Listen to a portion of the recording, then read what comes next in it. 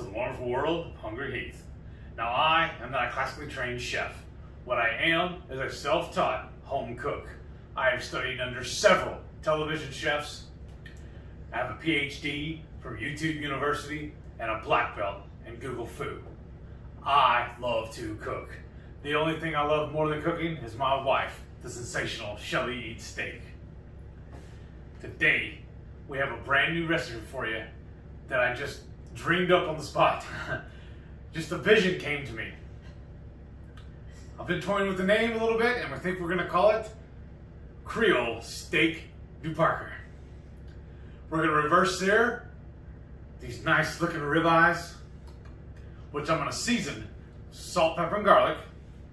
Then we're gonna make a creamy bacon and shrimp Creole and mushrooms. Oh yeah, and mushrooms and my Texas 5 spice, which will be a little spicy to put over the top of this steak. I think it's gonna be amazing. Let's get to cooking. So to begin, we already have our steak sitting out at room temperature, and I'll have my special salt, pepper, and garlic blend. Y'all know how I do that. I just make equal parts in this little container. And I'm just gonna lightly dust it on both sides. And I'll let this sit while my pan is heating up. So now that I have my steak seasoned, I'm gonna slide them into my convection oven. And I have it set at 250 degrees. I'm gonna let this cook for 30 minutes, flipping it halfway through. Then I'm gonna finish it off in a hot cast iron skillet. For our Creole sauce, what you're gonna need is shrimp. We got a little over a pound, about 1.25 pounds of Argentine shrimp. You all know that's my favorite. And then we got some bacon that we just kind of sliced up really small, and it's 6 slices. And then we also are going to use mushrooms. We got about 8 mushrooms. We really enjoy mushrooms. And then we're going to use about 3 ounces of cream cheese, a tablespoon of butter. That's what's going to give it the creaminess. And then we're going to season it with about a tablespoon of the Creole. We're using Tony Chachere's. And then a teaspoon of our Texas 5 spice, because we want to kick it up with the spice level. And so we'll get started on this and show you how we get it going. So now that our pan is preheated, I'm gonna swipe all of that yummy bacon all in there and let it start doing its thing. And break it up and help it cook a little better. Make sure not to burn my finger while I'm doing it.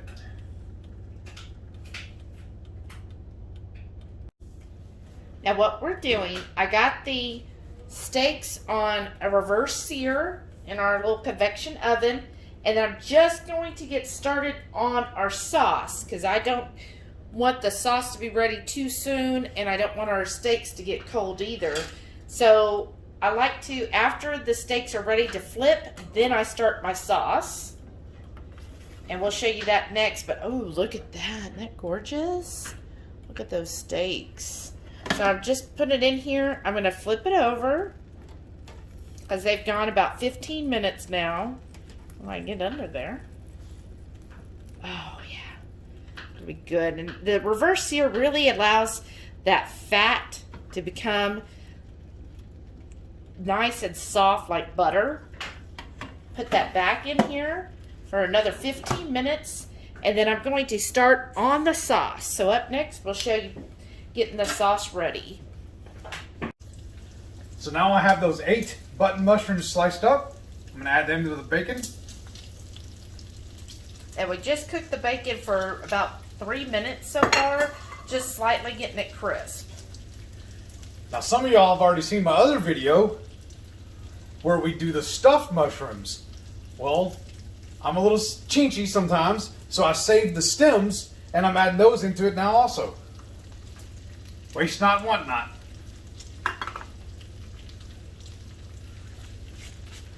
I got all them in there. So I'll let them cook down real good. We'll be right back. So I've been stirring my mushrooms and the bacon together. Now I'm going to add about a pat of butter. This is just some golden butter that we had gotten at a local farm. So it's from like goat and cows mixed together. I just like the real golden color. It just seems creamier to me. Oh, that's the timer for our steak. So that means we're right on target. So what you want to do, this is why our sauce is coming together here. I'm going to have another skillet that is getting hot so we can sear those steaks off. So before I do that, I'm going to go ahead and add the shrimp to this. So while I see my mushrooms are nearly cooked, they're all nice and soft. I'm going to go ahead, kind of make a little center spot here, and I'm going to add my shrimp in. Now luckily, my Argentine shrimp are already peeled and deveined, y'all, so that makes life so much easier. And I'm just going to pour this in here. Probably should have drained it first. Oh well. Let me get it. Sorry, y'all. I like to clean as I go. Even though this isn't my kitchen, I still like to clean things going. So I'm just going to kind of push these down in a single layer because I just want all of those yummy shrimps to get cooked through. And the good thing about Argentine shrimp is they don't take as long to cook. They're going to cook up within a couple of minutes. And we just got these fresh today from our local H-E-B.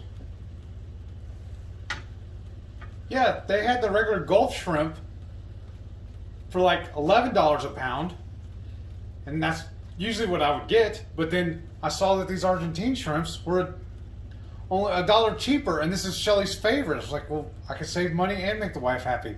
Win-win. Woohoo! All right, so I'm letting that kind of simmer for a couple minutes, and that'll give me time to get the steaks out. We'll show you that.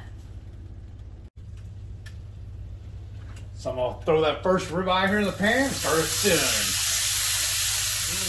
That sounds good. So probably about 30 seconds to a minute on each side, because these look like they're really close to, we like a nice medium rare to rare on our steaks. So they're almost at that point right now. All right, so my shrimp are almost done. So I want to go ahead and add the 3 ounces of that cream cheese.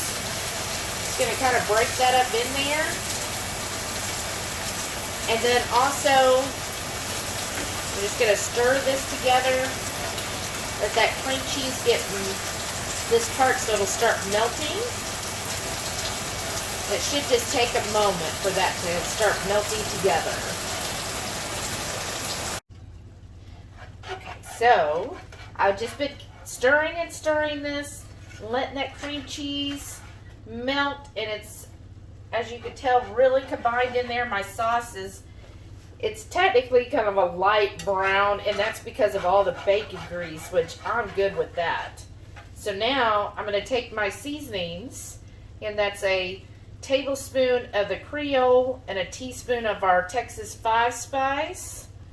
I'm going to stir that in and get this well combined here. And I'm going to turn the heat off. Because one thing I see people a lot of times ask, how do you thicken a sauce? Well, one way you thicken a sauce is you want to turn you want to turn your pan heat off. Let the kind of skillet cool for a minute. You don't want that continuous heat. And then what you're going to do is add some butter.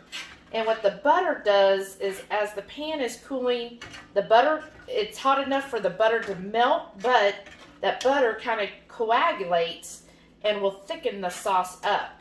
So I'm just stirring all of my spices in to make sure that gets well combined here. And I've turned the heat completely off. And so the temperature of my pan is starting to decrease. And then in about a minute, I'll add in my butter. And I'm just keeping stirring this.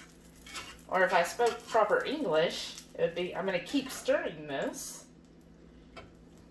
Y'all, this looks so good. I mean, you could technically make a meal out of this topping.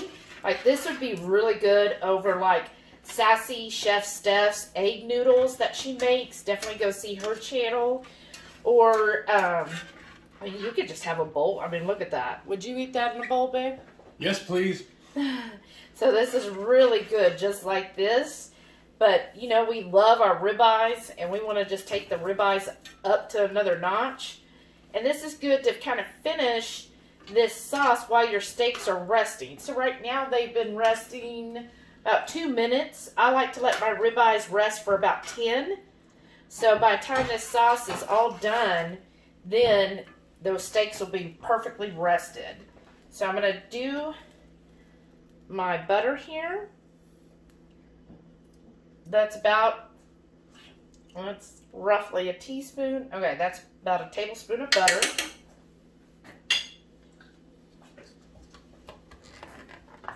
So I'm going to put that butter in the middle there. And then I'm just going to stir this together with the heat off again. And that will help thicken our sauce up. And you just keep stirring that all together.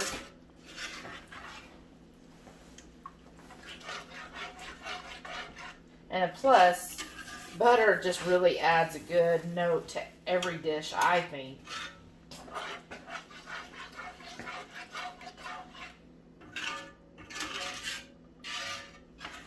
Stir that together.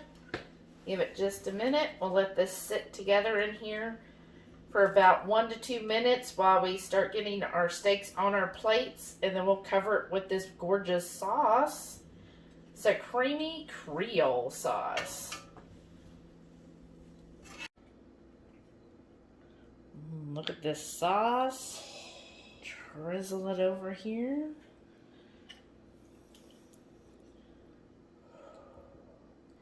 Oh yeah.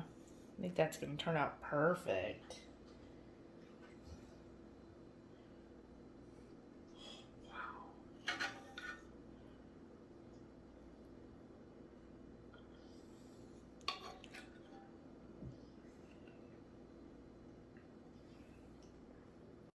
Alright, folks, let's dig into this. I'm tired of waiting. This is a big old dish. Now, we are OMADing today, so that's why there's so much on our plate. Yeah. We had plans of eating lunch, and we just got too busy running all of our errands. Let's try the steak first.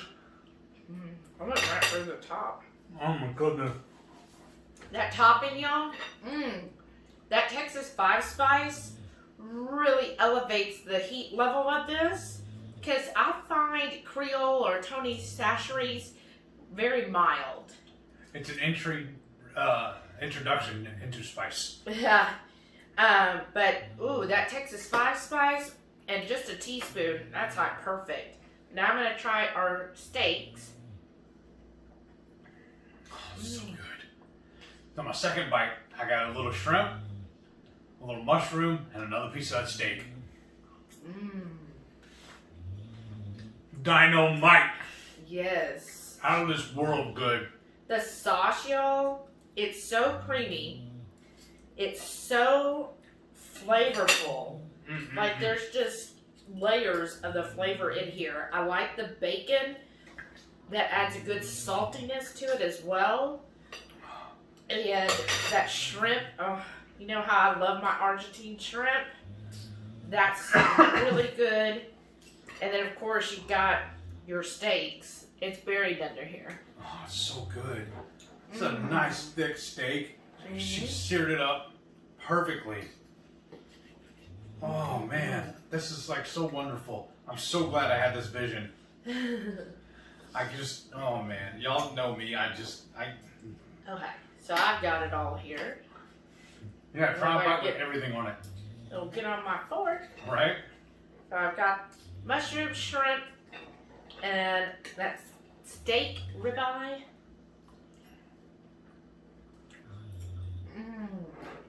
That's delicious. Mm-hmm. I'm so glad we thought of this. Mm-hmm. You're going back for another one. Definitely knocked it out of the park. I mean, it's delicious. It's so creamy. Like, I love the creaminess of this sauce. What do you think? It's amazing. I don't want to pat myself on the back, but this is amazing. Again, this would be perfect over just some eggless noodle, egg noodles, or just in a bowl by itself. But if you have a steak, of course we went crazy because we're omatting it, but you could just drizzle a little bit of this on a steak and it would be perfect. Even if you're not carnivore, I bet you this would be good over your cauliflower rice. Mm-hmm. That'd be really good. Mmm. Man, oh man. It's so good. And then he found today this creamy root beer Zevia. It's like a blend of their cream soda and the root beer. Except there's no ginger, because Zevia's root beer is a ginger root beer. This is very pleasantly. It reminds me of an old-fashioned root beer. Yeah. It is good. I had a sip of it because I'm like, well, I want to see, because I do like root beer. Mm. But it is really good. So we found that today, so he's a little excited about that. But And they actually had it in a 10-pack too, which is good. Mm-hmm. But I I always get a better deal on the 10-packs than I do the 6-packs. Mm-hmm. That's the only way I've ever been able to find my Zevia. Or occasionally, some stores will carry the tall boys. Yeah. But y'all, this is so good. Thank you for joining us. I hope you do try the Creole Steak du Parker. Uh-huh. And let us know down below, what do you think? Are you excited to try this? And don't forget, every Friday night, 6:30 Central, me and the missus will cook something extraordinary like this. Show you how to do it, and then we'll sit around and just chew the fat with all of our friends. We like to call it the Hungry Horde. Now do me a favor though. Click that subscribe button. That way next time you see us making something like this, you'll be the first ones to know about it. Smash that thumbs up, because that really helps us a lot. Leave me a comment like she was saying. Let us know if this is something you would try. I was also telling her this would probably be really good if you use some crawfish tails in it. There's another variant for it. I love this dish. It's so good. I gotta shut up and finish eating. Thank y'all for watching. We'll see y'all on the next one. Bye.